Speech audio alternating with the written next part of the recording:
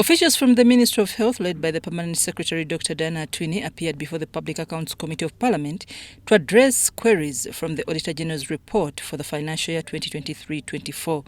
The report indicates that the ministry was allocated a total sum of 1.7 trillion shillings, but only spent 780 billion shillings. However, officials argue that their total budget, including donor funding, amounted to 3.8 trillion shillings.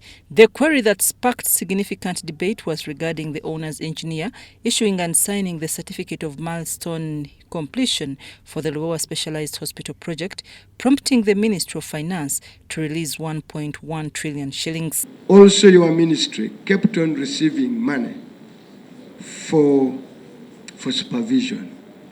The Permanent Secretary of the Ministry of Health, Dr. Diana Atwine, informed the committee that apparently the project is being supervised by the Office of the Prime Minister. At the Office of the Prime Minister. That's where the steering committee sits. The project engineer for Lubowa Specialized Hospital, George Otim, stated that they had only paid $129 million out of the full $379 million. He further explained that the certificate of completion was issued based on the project's performance budget. This project performance budget, you have a schedule of activities constituting a milestone. For example, if the final design for the hospital is complete and submitted and is agreeable, there's an amount of money paid for it.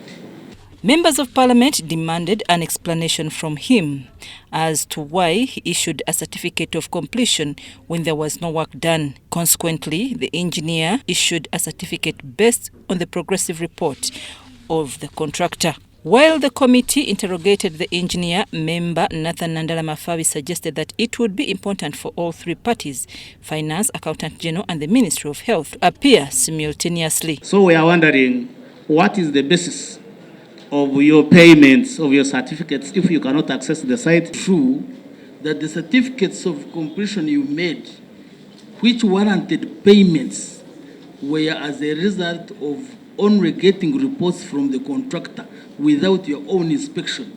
Proof, if we had wanted to say, would have refused the approvals. First of all, said no, until you tell us where you have reached, you cannot go ahead. The Auditor General said he received the report. Even if you have been an accountant in audit, you can rely on the internal auditor report. And it was clearly stated that there was an overpayment of close to 245 billion.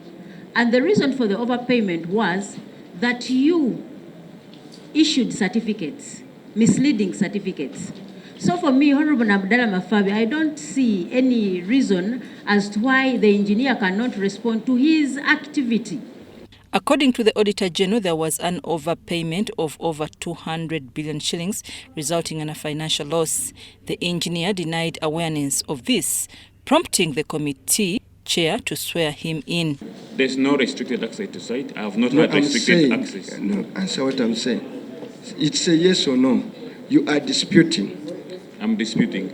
I have issued certificates for works that have been implemented. And when we walk to Lubowa, that is what I've issued the certificates for. I am not aware of overpayment. If wasting time with you, put him on oath. I'm putting you on oath. I want every statement you say to be true. This one's got oath. Did the finance go to oath? Did the accountant general go to oath? Why should this one go to oath? So that's why we need all the three people here, so that we can deal with it together. I heard that he makes a statement with CID. Start now. Investigations continue. Engineer George Otim do solemnly swear that the evidence I shall give touching the matter before this committee shall be the truth, the whole truth, and nothing but the truth.